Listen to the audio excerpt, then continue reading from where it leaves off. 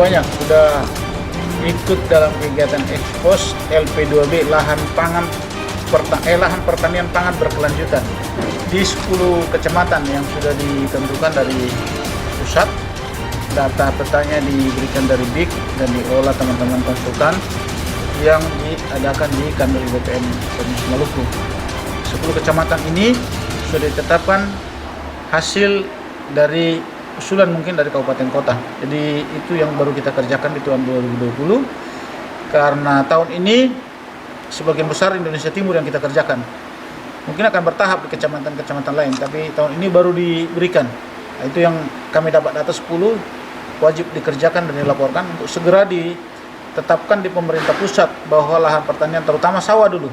Sawah itu baru kemungkinan besar nanti bergeser ke Tegalan. Tapi ada beberapa kecamatan yang ditetapkan juga ada lahan Tegalan. Tapi utamanya di tupoksinya sebenarnya sawah dulu. Supaya sawah itu tidak lagi dialihfungsikan dengan cepat karena akan kehilangan kita pangan.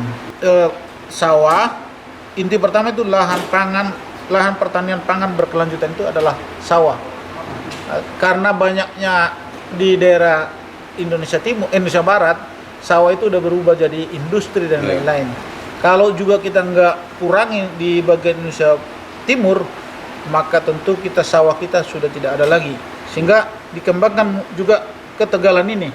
Tegalan diambil beberapa kecamatan, belum semua. Di Maluku Tengah itu kecamatan, kalau kita lihat kecamatan kan cukup banyak.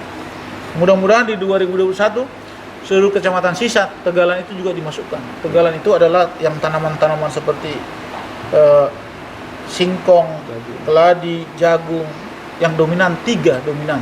Nah, kita tetapkan menjadi lahan Tegalan. Peta ini kita dapat dari BIK yang sudah disurvei mereka, difoto, ditetapkan. Benar nggak masih seperti itu? Kalau ada perubahan kita delineasi berubah. Kalau ada penambahan atau pengurangan kita bikin. Hasil itu diolah, berapa hektar ternyata berubah. Mudah-mudahan 2021 Pak, kita berharap 2021 ada kelanjutan LP2B supaya kecamatan lain juga tidak ketinggalan nanti kan. Karena ternyata kayak Tehur dan lain-lain lahan pertanian cukup luas daripada 10 ini. Akhirnya benar-benar Maluku Tengah itu adalah lumbung pangan yang mensuplai singkong menjadi bahan-bahan baku untuk panganan kita. Sagu. Ya Pak, inventarisasi ini dilakukan sejak kapan Pak? Sudah berjalan hampir 1 bulan lalu. Kami pertama beliau di Seram Utara Timur, beta di Seram Utara Barat, sampai ke Pasanea sana. Nah, kita mulai dari Wahai, beta timnya Wahai, sampai turun di Pasanea. Beliau timnya di Seram Utara Timur, Kobi. Nah, kemarin Salahutu, beta di Lehitu dan Lehitu Barat. Ya Pak, hasil ekspos ini selanjutnya akan ditindaklanjuti seperti apa? Hasil ekspos ini akan diekspos di tingkat Kanwil, seluruh kabupaten diundang ke Kanwil pada hari Minggu, undangannya sudah ada, di hadapan Pak Gubernur atau yang mewakili. Diharapkan pemimpin yang mengambil keputusan, supaya satu saat ditetapkan di pusat tidak ada komplain. Nah, tapi karena kadang-kadang juga kesibukan kan seperti kita, Bupati misalnya hari Jumat, tapi karena dari Kanwil minta dimajukan hari Rabu, sehingga kami maju. Ya juga menurut kita tadi nggak semua yang punya yang pengambil keputusan, sehingga bisa aja nanti pada saat kita sinkronisasi bisa berubah lagi, tapi tidak terlalu fatal. Kalau lahan sawah ini kan harus irigasi atau non irigasi, kami sampaikan. Kenapa sampai satu kali panen? Kami tanya juga berapa kali panen. Harapan kita kan untuk memenuhi suplai pangan kita harus 2 kali panen. Oleh karena itu pemerintah daerah di lahan-lahan yang 1 kali panen ini, kenapa sampai 1 kali panen? Tentu irigasi yang tidak maksimal. Jadi bisa menjadi rekomendasi. Bisa aja kalau irigasi ini stop semua jadi lahan kelapa semua itu. Setuju. Ada. Oleh karena itu pemerintah daerah memperhatikan Pak irigasi itu.